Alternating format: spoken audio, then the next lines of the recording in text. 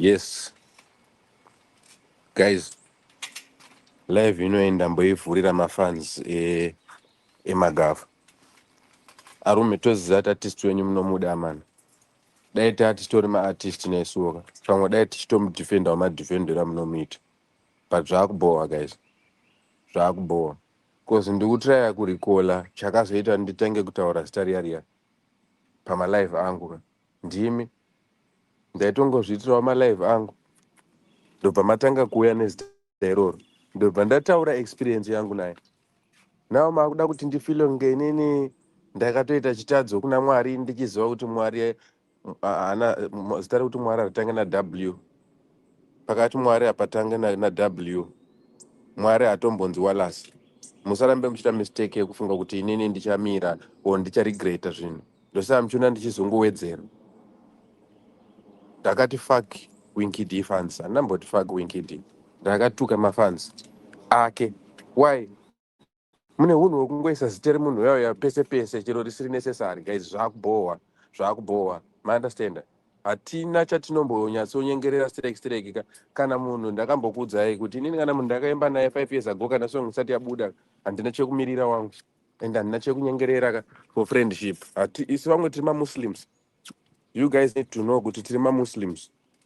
Ndiri muchawa, ndiri mumuslim. Hatina mate vanhu. Musiyano uri pakati pangu nemi ndokuti iwewe before utombori usuri mugafa uri muchristian unonamata Jesu. Jesu munhu. Handinamate Jesu, handinamate munhu. Ndonamata Mwari. You understand? Mwari direct. That's one point. Saka iwewe before watomboita neproblem yekuti ndataura zita rekuti Winky D unofanira kutomboita problem yekuti hatina mabeliefs akafanana pachinamato futi. You understand? Hatina mabeliefs akafanana pachinamato. But ndakuita dambudziko neyamika neskill rekuti muri kuda kuuya mumacomments angu muchida kundiudza kuti wakatuka Gafa saka hapana kwaunoenda. No, musada kundisetera limit o kuda kundisetera destination yelife nokuda kwekuti ndakakuratidzai kuti hazviuraye. Inini chinhu chinonzi what doesn't kill you makes you stronger, my friends. You guys don't tamper with our fates. Don't tamper with our fates and don't tamper with our fates. Titori mafans aWinky D number 1. Ndosaka ndaikuimbirai masong ake ese andoziva mamwe acho mutombo mazive makatanga kuakira chifanzi chaWinky D chimanje manje. But maakuita dambudziko rekuti munofunga kuti munhu wese anofanira kuagreea nemi pakuti Winky D akataura zvakati. No guys, at the end of the day inini ndiri musician ndine zvandobelievawo. Maona, maakubohwa, I don't want to lie. Maakubohwa, I don't want to lie. And maakuirritate. You are now becoming so irritating. Kana zvirizo zvamuri kuenjoya. Alright, there you go. Taste the soup yemedicine yenyu. Handinyarari, for as long as muchiramba muchiriunza zita iroro. Handina kumbomutuka munhu uya. Ende mukanomubvunza, nditori nema-screenshots. Ndamusendera screenshot ndikati mukoma wangu collaborate uri achidelete. I'm de-associating myself from that. From everything chandakaita nemi. Ndakasendera bhanda, ndikasendera iye. Kuti handichada kuva munhu wekuti kana muri kufunga kuti ndakamirira kolabo iroro stereki anochiregedzai kuriburitsa kuratidzai mimi kuti no pana hatisi kunyengerera stereki guys. Hatisi pakunyengerera, hatisi kunyengerera mafans, hatisi kunyengerera maartist, hatisi kunyengerera ushamwari and hatisi kunyengerera mafollowers. Ndine 500,000 followers. You can't tell me kuti wewe uda kuti mafollowers angu abelieve inini nokuti ndakataura zvinhu zvakadhakwa. Handina zvakadhakwa zvandakataura kunze kwekutotaura kuti no. Inini munhu ndaitombo look up to him. But so far ndakunida better motivation because kana iye akatobuda achitaura kuti guys hazvindimekere sense kuenda kunze ndichinoita makolabo ema 50,000 asingadzose of which inini ndokwandoda kuendawo. In other words munhu anenge achishata down dream nevision yangu bra kuti saka international haiendeke for as long as Winky ati hakuendeke. Hamusi kuona here mimi kuti mimi muri kuda kuti safisa imimi. Hamusi kuzoona here kuti baba vemusha vataura kuti musagare ndo masuperstitions. Muda kuti believe masuperstitions enyu echigafa yekuti hazvibatsire kudzova ngebhuju pamba pasina chikafu. Being comfortable nekufadza maZimbabweans chete. Kusvikira munhu watone ndebvu dzakadai nemhanza. Vamwe hatizi comfortable neizvozvo. Vamwe tiri mayawo. Tine ropa not nice. Ndiri kuti utore vanhu vako baba. Inini ndirifanira chibaba bra. Ndirifanira Winky number 1. Ende anozviziva ende munozviziva. Asi handizifanire mafans anenge akanzi Gafa chi anouya mucomment section mangu achida kundifilisa kunge inini ndofanira kunamata munhu. aiwa haizi life iyoyoyo yekuti unoda kuona munhu anokuudza zvekuti wakatuka nhingi iwe munomboseyera kuti vamwe isusu titori nehama dzedu dzakatidzinga pamba bra dzekuti ndakatosvika mabhegi angu ari panze, understand, ndakatosvika mabhegi angu ari panze vanhu vachiti ndichafoira life ndokuti ndatadza kuteerera hama yangu yainditi enda kuchikoro ndandasarudza music. Munhu iye ndakamutengera tiketi rendege, but I'm not gonna live a life yekuda kuprovera imimi kuti kutuka Winky D handina kumbobvera ndakatuka Winky D, ndakatuka imimi. And if you recall very well, not nice, ndakati fuck Winky D fans. Zvakatanga sei? Zvakatanga ndatanga malive angu mafans emagafa ndobva atanga kuya achitaura gafa panhu pari unnecessary, ndobva ndati hai imimi guys imimi mune skiri rakadhakwa imimi, zita iri munongoda kuripinza pese pese, munenge muchida kuti test here, kuti testa kauko.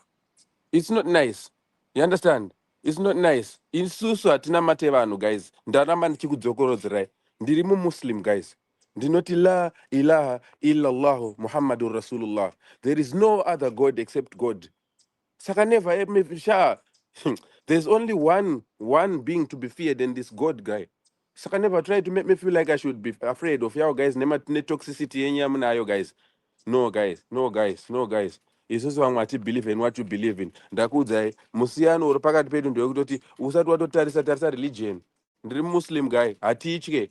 Tinongotya Mwari chete. Hatitye vanhu. Kozi kutya vanhu inonzi shiriki, chatochitadzo. You understand? In this world, inga muri kuudza vanhu kuti marasa chivanhu chenyu. Iye munhu ndikatombovaluata masongo ake ndikakudza kuti njema yamenzi muri panjema imime mufunga kuti muri panjema ipi. Mafoni. You are so deep into the cell phones, murungogara muri pamafoni muchingobhula vanhu ndidzo njema idzo dzidzi, mental slavery, mental shackles. Hapana chimwe chinhu chauri kufunga kunze kongofunga kuenda pafoni kusafisa umwe munhu.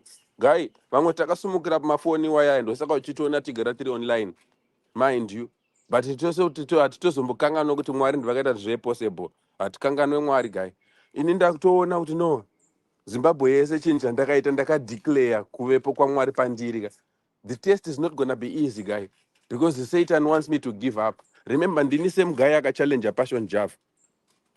You understand? Ndini same guy akatodza Passion Java kuti iwe Mwari wangu wewe newako waunotemba apa. Tuone kuti anonamata zvechokwadi ndeupi. I'm the same guy. Ndine a very big test to prove to the whole world before matanga kundiunzira munhu, guy. Winky D munhu at the end of the day. And anoenda kutoyas. Sometimes anotoita manyoka, sometimes anoita mapratata.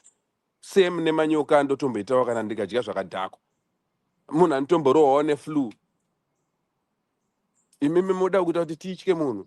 No guys, zvimirei izvozvo guys, zvakubohwa.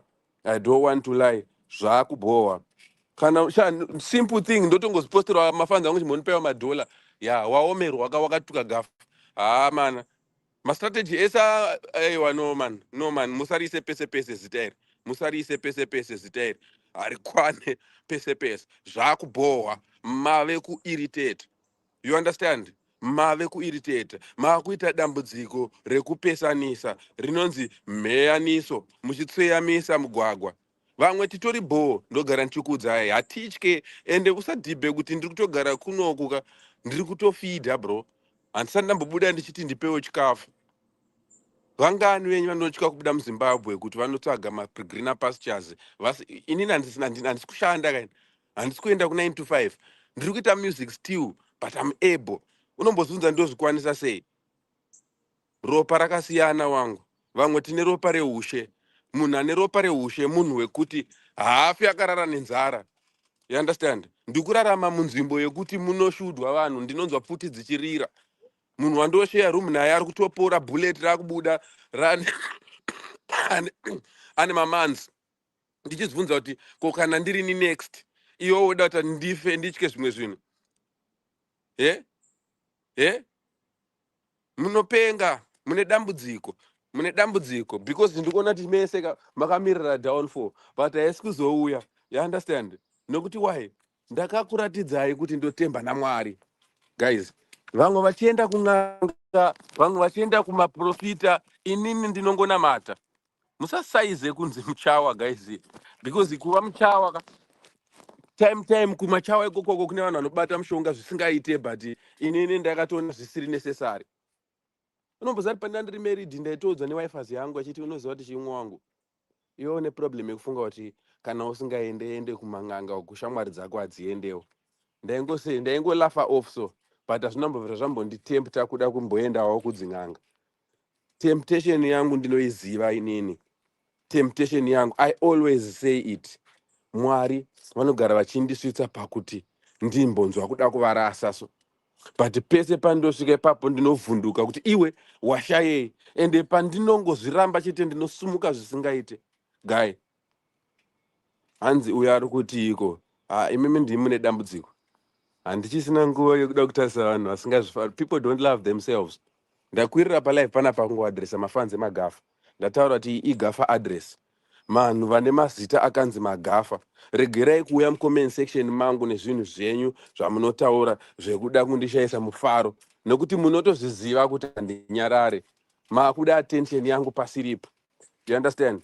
Ndikuburitsa mixtape rangu EP rangu rinonzi wakangana wakabuda uchipema. Munopenga ndakabuda ndichipema. What was the motive? What was the motive? Ndakataura kuti ndine 500,000 followers. Pa 500,000 followers is put your money where your mouth is. Rega kungokomenta usingandipe mari. Ndaisapema, ndaizama kukuudzai kuti zvinobhadharwa zvinhu izvi. Pabasa patetiri pamune muchida kukomenta zvekumama. Handina kuya kuzo imimi mafunga kuti kupema. Yes, kwamuri ndosaka ndakatoti topema panapa. Dzidzai brain dzangu ndicharamba ndichikukontrolai imimi nokuti hamufunge munofarira zvinhu zvekumama. Ndokona tobuda ndichita dhodha apa. Mwa matoti akupenga because munoda kuona munhu achipenga. Guy, muri mbwende at the end of the day because ndiri in control for as long as you know. Nhasi ndi 1 June. Ndakazvipikira kuti gore rino richapera ndichiramba ndichingotaura okutaurwa. Nokuti why? Unosvika pakuneta guy. Hambo waishande guy. Hambo waishande inguva yekukwidza prize inoyi. Iyo da kuti paunoda kukwidza prize munoda kunzira chiartist chake chakaramba kuti no zvandoda nezvaanoda zvakasiyana guy. Zvandoda nezvaanoda zvakasiyana. You understand? Chero pataipe mabhebi atimbofe takasarudzirana mabhebi akafanana guy. At the end of the day, let me tell you one chinhu chamusingambopay attention. Ndikakudzai kuti burisai picture yemwana wangu hapana anombondiratidza apa. But munoda kutaura kuti hey chibaba cheprivate life. Burisai picture yemukadzi wangu hapana anombondiratidza kana regirlfriend yangu hapana. Because why? Ndinoziva zvekuisa pavanhu nezvinhu zvekuisa pavanhu. Yandinoisa pavanhu entertainment inonzi showbiz. Ndo Poptain. Ndiri smart, intelligent and bright. You never take that away from me. And you never take away the fact yekuti ndine strategy. And ndino execute my strategies angu. You understand? Ndino execute my strategies angu. Nditori first artist muZimbabwe kushandisa Twitch. Ndiri live performer platforms as we speak. Ndiri live pa YouTube, ndiri live pa Facebook, ndiri live pa Twitch. Very soon ndenda live pa 8 platforms. Zviitei kana makapenga. Mwe. Ndiri kutoenda. Ndini first artist bvunzai ana Lipsy vanga vasina maInstagram. Lipsy ndikamudzidzisa Instagram. Pakabuda Brugwa papasina artist ari pa TikTok. Ndini futi first artist anga ari pa TikTok. I have been first every time.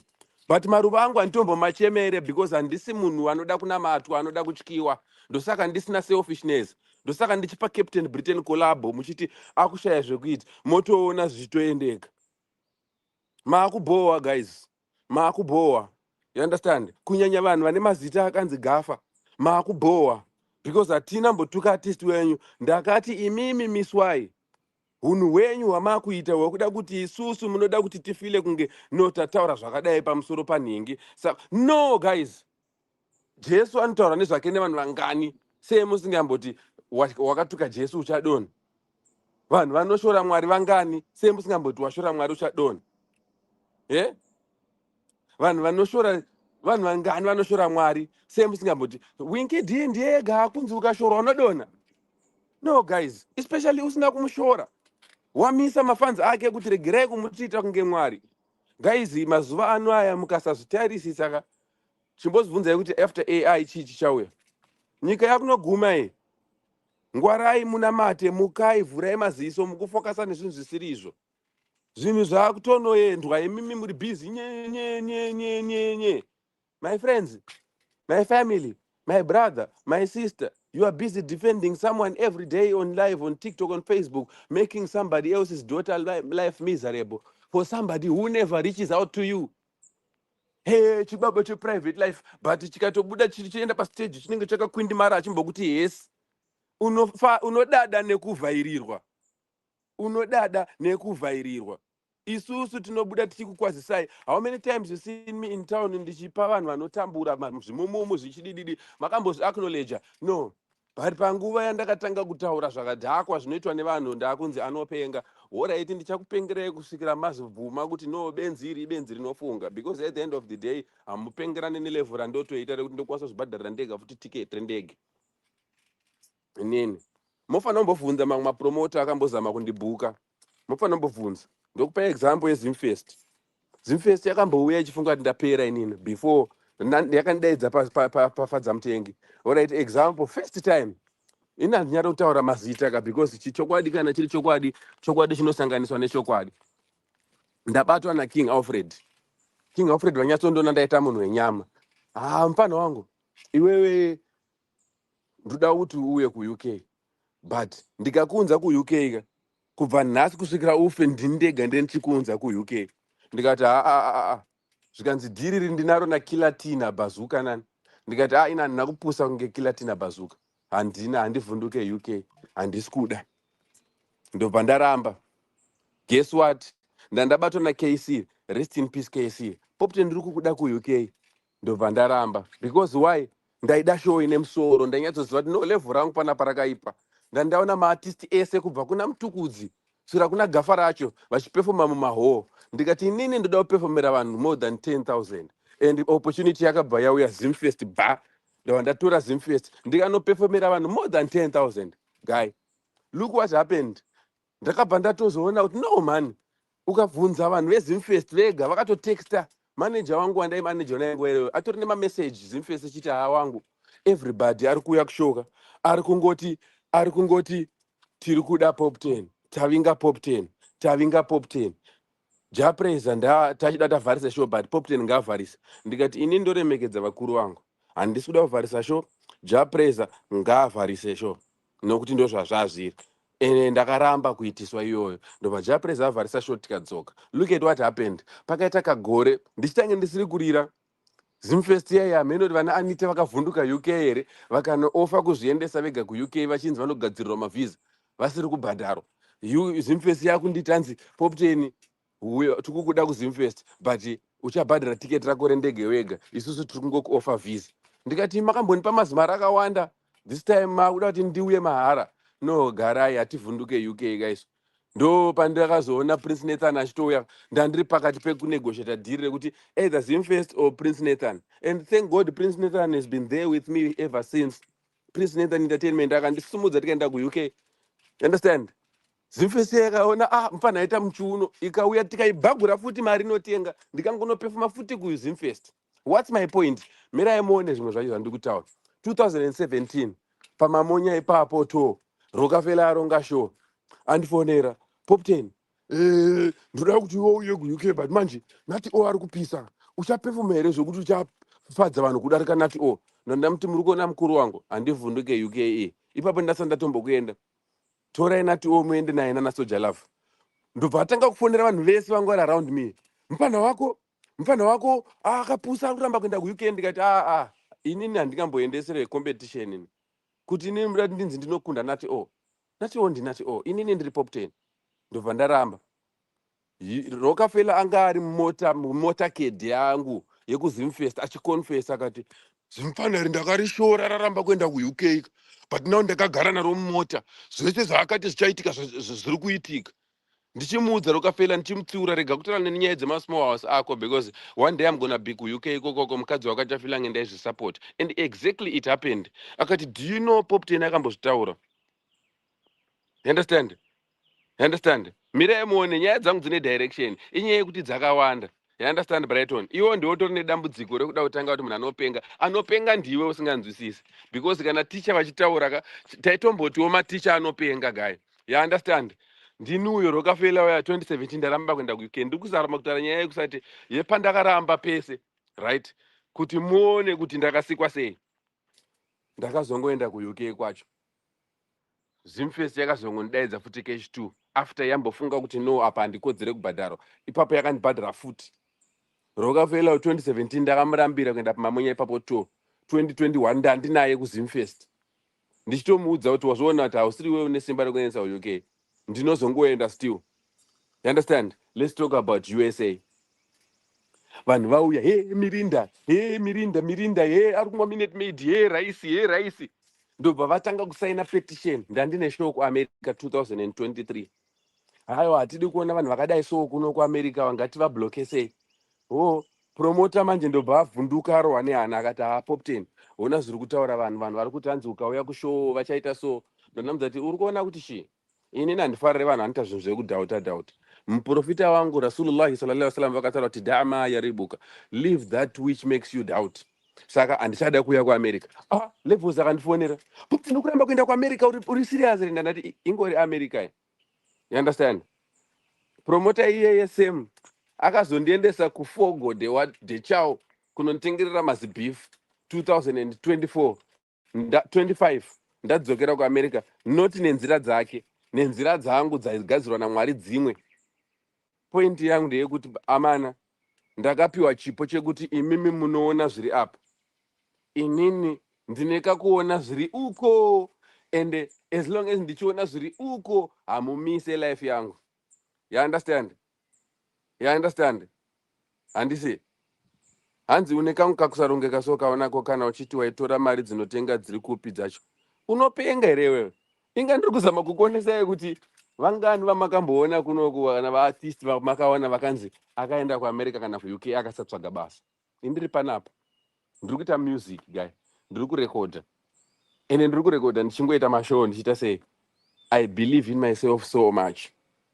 Macleary garai mune dambudziko rekuti ndozvandinotaura zvokuti munoda kuona zviri apa. You understand? Munoda kuona zviri apa. Inini ndinoona zviri uko.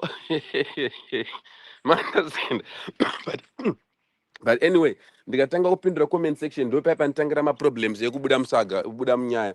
Nyaya ndakwirira panapa. Magafa makubowa vakomana, makubowa. Ende ndicharamba ndichikumisai kusvikira iye Winkid yandudza kuti chirega kutaura masta ekuti magafa. Nokuti sofa mune since tateerera wanzwei ari kumbotaura tichiko uyo anonzi Brighton anopenga hapa blokeke vanhu here panapa. Block user. Yes, block anonzi Brighton.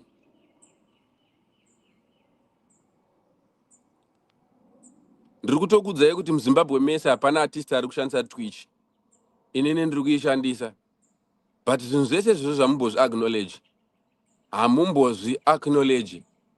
Why? Because ndi Poptain. Munoda kutoti shuwa ndinzi ndopenga. Guy, remember kuti kupenga pane level intelligence rekuti unogona kunzi kupenga iwe utori intelligent. Arume ndine muono inini ndine muono guys. Kana ndichiti ndine muono zvoreva kuti pamunoonera paseri pefence inini ndinoona kuseri kwejurawo. You understand? Ndinoona kuseri kwejurawo guys. Life haigumire pamunoionera imimi, because already titovara vanhu vekuti tiri kubuda musociety yekuti zvitori impossible for somebody to live basa rake izvozvo chero richimupa $250 pamwedzi isingakwane, because ari achiti ndikarisiya iro riri ndichaitei. Ukatora 250 iyoyo ukahodha mapatapata $800 ukatanga kumatengesa uraini mapatapata awahodha $10 womatengesa ne$15. 15 times 10 how much is that? But pfungwa dzako dzinenge dzichingoti amana kwaakasatengwa ko akasa. Une belief here muna Mwari? Unotenda muna Mwari here? What are you scared of? Uri kutya Mwari here or uri kutya loss? Vanhu vakawanda pasi panapa tinoda umambo hwepasi, tinotya kufa, tinotya loss. Ndikuudze izvozvo torabanga ndikubaye unototanga kutoti kana uchibhilivha muna Mwari kangatiurayanei. Inini ndiri ready Mwari, ndiri ready nditorei izvezvi, because ndiri munhu anonamata ndogara ndichizvitaura. But hamusi kumbonzwisisa musiyano uri pakati pangu newe guy. Musiyano uri pakati pangu newe iwewe ndewekuti zvaunotya handizvitye kana one. You understand? Iri ngoma ramuri kuti muri kuda iri zvine maprocess. Mirirai. You understand? And tendai Mwari, munomboziva kuti opportunity yoyo payakauya kwandiri ndakazvibvunza kuti kunai chat muri kuonera ndakuona macomments enyu pastage chat. How are you doing chat? Life is nice guys. Ndakutotiwo chat ndichitaura nemi. You understand? But ndiri kutaura kuti zvamunotya guys ka handizvityeni, ndotya Mwari chete. Ma understand? Handina nguva. Imagine kuti vanhu vanondona ndichiti sorry nhasi mangwana ndomuka nditaura semunyaya votadza kunzwisisa kuti hamufana kutamba nesu because hamugayi, hamufunge, hamuna brain. Chamunongofunga ndechekuti no, Winky haatadzirwe. Nditoriwo nemafans anoti Poptain haatadzirwe, but do you know why I love my fans? Vanouya kuseri sometimes voti but Poptain apa hauna kupfuurira. Ndoti no, zvinzwisise. My fans love me to an extent yekuti panobhaizika vanouya. That's why you see me ndichiramba ndiriko guys. Ndine vanhu vanonditsiura sometimes pazvinobhaizika. Ndine vanhu vanotondidza kuti is handisupported. You understand? Then ndine pekuti ndinoona kuti no, uyu akuita hypocrisy yekuti akunyara neni. You understand? Zvine musiyano. Big up yourself brother Simbex. Hanzi takamupa mari hayara. Mundara. Takomupa ameno zvikutaura nzizvi. But anyway guys, I love you all. I love you all. I am addressing my fans akanzi Gaffa. Siyai unhu wekuda kundituka mumacomments muchiti wakatuka chibaba chedu hauna kwaunoenda. Hamusirimi mune makey kuna Mark Zuckerberg. 1. Hamusirimi mune makey ekuSpotify. 2. Hamusirimi mune makey kuiTunes. 3. Hamusirimi mune makey kuAfricori kwandiri signed. Africori ndo same label rakasaina Tyler. Make me swear. Ndo kwandiri inini. You understand? Ndiri kupopotera vanhu vane mazita akanzi Gaffa vanoda kuti ndikaposta vanoda kunditi wakatuka ningi saka hauna kumberi kwaunoenda. No man, zvakubowa guys. Sesa mfaro neuyu nevanhu vasina self belief. Believe in yourself, you go far. You understand? Conquer the world and conquer the world. Ndakupa zvimoko ndakutoda zvine big bumper. Big up yourself boss Pumako. You guys need to love yourself some more. You guys need to believe yourself some more. Stop this hero worshipping. Stop human worshipping. Stop this art of making people feel like Jimmy Mega Muriko. No man. No man. No man. No. No. Nada. Ndakatombo. Ndimi vanhu munofanira kunzi mapera. Guy. Uyu akaundibate pandapera ndiri kutoramba ndichisimba ende ukanipa musikana wako ndine chinjareba zvokuti ndinomukonongodza akabuda mvura kunge chitubu. Hapana chinondinakidza sekunzi ndapera guys nekuti ndenyatsoziva kuti uri kuonera apapo. Rega ndipere. Asi inini ndichiziva kuti iwewe unofunga izvozvo ndiwe utori pama1. Ndiwe uri pama1 because brain dzako dziri limited. Mune brain dziri limited vakomana. Ndogara ndichikuonesai life yangu kuti life yangu ine mastages. Nditori munhu akakura achisekwa muclass. But pavanhu vese vaindiseka muclass hapana kana wandiri kumboona achikwira ndege makwiriro andoiita. You understand? Muclass man ndakasekwa chero musikana wangu ndaida crush yangu yakandiseka ndauya nechikafu first day. Ndauya nelunch box. Kati auya nechikafu. But when masibiro akaita lunch box yake hapana kana anoflya maflyero andoita pamaclassmates angu aindiseka inini. Ndainzi mwana wekuislamic ndichigara kuorphanage. Pamaclassmates angu ese hapana kana nembiri andinayo. Ndiri top 10 most famous people in Zimbabwe. Top 7 most prominent and relevant musicians in Zimbabwe. No cap, no pun intended, undebatable. I stand as one of the most talented musicians in Zimbabwe. What people do not understand is I'm also an entrepreneur. I am a risk taker. Zvandinoita zvinoshamisa vakawanda zviitike zvinonetsa kuita because vanotya kudonha varume, of which hapana chinombodonhedza. Nditori mutrampoline muno mundogona kuroverai masama. Ndosvamusinganzwisise. You understand? Pioneers are never meant to have an easy life, my friend. We are meant to make way for you guys. Urufunga kuti next person achava munomuAmerica achatadza kufamba zvakanaka nemabehavior andiri kuita nekubatana kwandiri kuita zvakanaka navanhu vekuno. Because you ukangouya ukati Poptain uchifamba napadhi madays acho kudhara shuwo. Hanzi haparwaro apo. Ndo anasi ndikurwara zveshuwa andine flu voice rangu mawani. But guys handimbonyeperei nditori pioneer ende chimbozvibvunzai ndiri kuda kuti comment section mutaure neni chat talk to me chat talk to me. After Soldier Love, who else has the most chance in the streets? Soldier Love kubva pakaenda Soldier Love ndiani aita masasa ari kupisa? Unogona popi chingoti wanyarara chete maybe ukutibikira zviomba been your fan. No Maklai Garaya nambonyarare. Music yangu ndobudisa every 2 weeks but muri pay attention to drama nambonyarare and mire kubudisa music. Ndoza ndambotara zvoti Zimfest yakatonditi ndanyarara but yakazongondibhuka yaona muchiuno. Kugadzira mahits akuziriko kugona guys. Hit songs zvirati wafadza vanhu handisi munhu anofanira kufadza vanhu pese pese handina dambudziko iroro. I'm not a people pleaser. You understand? Silent Killer taura masasa ake. After Silent Killer then kozoti ani todhanda panapa parwarwa panapa zvipfuti zvavo zvipfuti zvedu uya kuno ndoda kuti unyore muartist ane influence iyoyo after Soldier Love naSilent Killer. Ane sasiripi ulengende riri kupisa ane sasiripi miswai varume munoda kutaura zvinhu muchingopikisa. Taurai chokwadi after Soldier Love naSilent Killer. RaSilent Killer rinotopisa nderipiko sasi racho hamukwanise kuuya nemafacts. Todhanda panapa parwarwa panapa every time izvezvizvi mucomment section haushayi pachinzi parwarwa panapa. Isasirani ro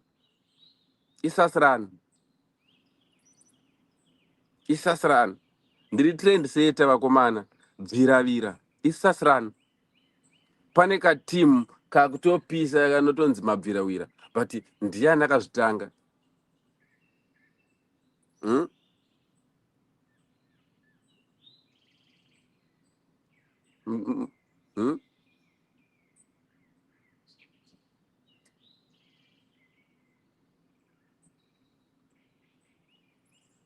New EP Winkid Kane Power. Juma beto big up yourself.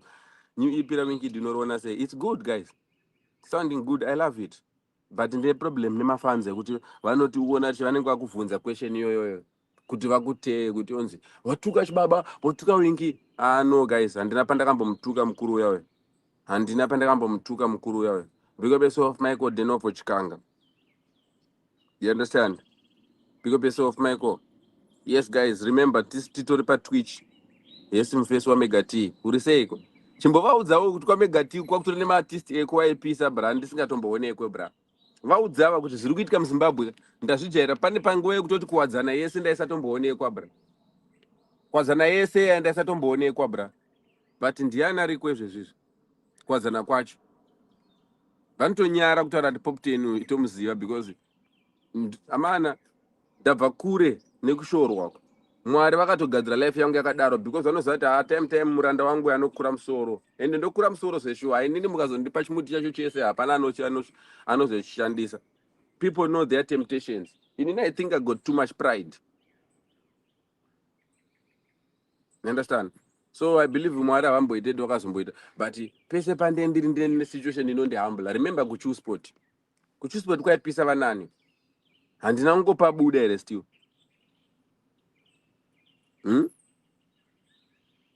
Handina kungopa buda here.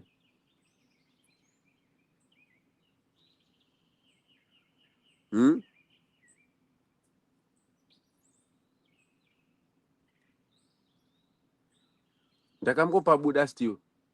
Ndiri munhu anoziva kuti every situation chero mujere munobudika guy. Waona? Saka musafunge kuti imimi kana muri vanhu vanorarama life yekutya isusu tinotyawo varume. And the bottom line ndakumbonochaja phone yangu ndozodzoka live. Iyi live ndaivhurira mafans akanyorwa mazita ekuti Gafa. Miss why ma negative comments enyu akundibhoa. Ma understand? Pandakatanga ma live angu ndakati ndikuda kuengage nemafans angu. And ndakati ndikuda kuaddressa zvinhu zvinoitika mu music industry. Zvikunyanya unprofessionalism. Inini Winky D was unprofessional with me. It's not a secret. Iye anofanira kumira apo taura ndikunyepa handisi. Panjadzoka kuZimbabwe ndichangonomutsvaga ndota video ndoti mukoma. Tioneta anoti chii. kana ndomfonera, but ndiri munhu anofunga, handisi munhu anoshandisa ma-emotions, ndiri munhu anoshandisa ma-strategy. Zvinhu zvese zvandinoita ndinozviita ndaronga ndichiziva kuti next strategy nderipi. You understand? Imeme musazoda kufunga kuti ndofana kutya stereki. No, handifane kutya vanhu, handifane kutya. Ma understand? We love Winky D. We love his music. He inspires us. Ndogara ndichikudzai kuti munhu wamunoda kuti nditye, ndakatoshanda kusvikira pakutozonotiswawo naye, ndikatozonoimbawo naye kuti tiri vafarisi. Problem yangu yakava pakuti haana kundipawo mukana wokuzongonyorawo song yangu yandobhilivha kuti no, if daina nchimana Winky D ndainyora so oimba so. Iye akandiimbisa zvake but kwenini. Saka is it good for the ecosystem? No, that's not proper business according to me. You understand? That's not proper business. Hey, Lauren, big up yourself. I never doubted you over trick primary Amaven. These people do not even deserve you. For me, you forever be my God. Icho. Vunza vanhu vakandiona mana life. Ini ndakaita grade 1 kuzvikoro hobo. You understand? Ndakaita kutemeria ku mine, ndakaita kumpumelelo. Temeria mine, mpumelelo. Ndandazoenda kuAmaveni. Amana ndafamba nenyika. You understand? Life yandionesa chitsuku, inini ndaionesa wachitsuku. You understand? Ngandimboblocka kanzi tadiwa smart. Nokuti kana inini ndichinza ndiimbise Winky D zvandinoda. Zvorati life haisi fair. Kubuliwa. I cannot be bullied. Life is fair for me because I'm a Muslim. And when you are a Muslim, we pray with millionaires in the same line. Hapana munhu anoshamisira. Saka imimi munonamata vanhu ndimune dambudziko. Block this guy with a poor mentality. Primitive. Kumpumelelo ku 14 kumkoba. Bra. Ukoona kuti inini ndakazvarwa kugweruka. Ukoona pampumelelo. Ndaitopafamba netsoka because taigara paseri patoyo papa ku 15. You understand? Ndiri kublocka wese anondudza zvekuti Winky D is too big. Aitse zvakadai. No guy. He is big. Yes, we respect his level. But no man bigger than God. You understand? So thank you guys. I'm going to charge my phone. See you on the next chapter. This was for the gaffers. Regai kuita unhu wenyu wekuda kutiitira chibhuli. Billy tomuziva nekupisa ese mabhuli. Say Uncle Billy. Nasi ndiri Billy. Ndiri kupisa ese mabhuli. Yard boy. I love you guys.